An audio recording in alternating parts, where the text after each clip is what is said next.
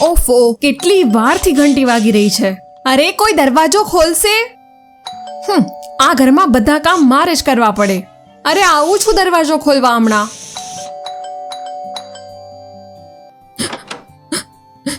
કમલા, ક્યાં રહી ગઈ હતી તું કમલા?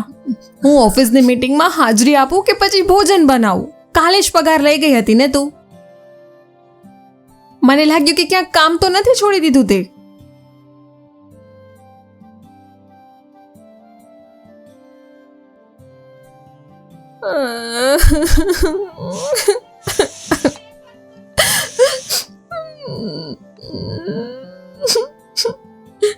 અરે શું થયું? કેમ રડવા લાગી? અરે મેં ઠપકો થોડો આપ્યો છે. બસ હું થોડીક હેરાન છું અને મારું માથું પણ ફાટી રહ્યું છે.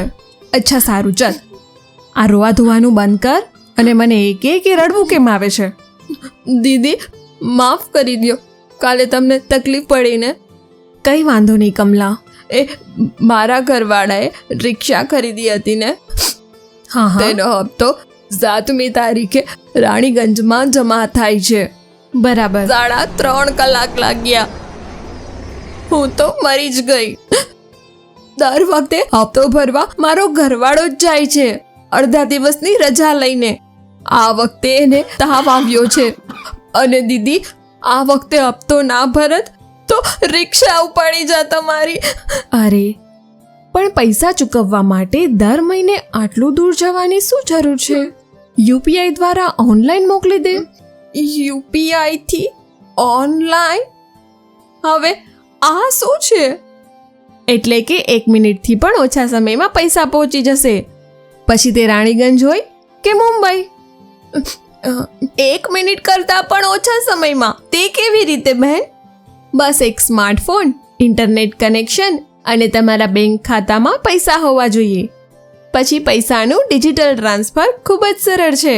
બહેન શીખડાવી દ્યો ને આ યુપીઆઈ.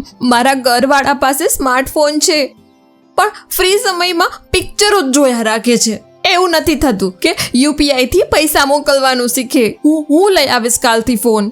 ઠીક છે, હું તને સ્માર્ટફોનનો સંપૂર્ણ ઉપયોગ કેમ કરવો તે શીખવીશ અને હવેથી હું તારો પગાર પણ બેંકમાં જ મોકલીશ. બસ તું રજા ન લેતી. સારું મારી ડિજિટલ બહેન, નહીં રાખું હવેથી રજા. ઠીક છે? ઠીક છે.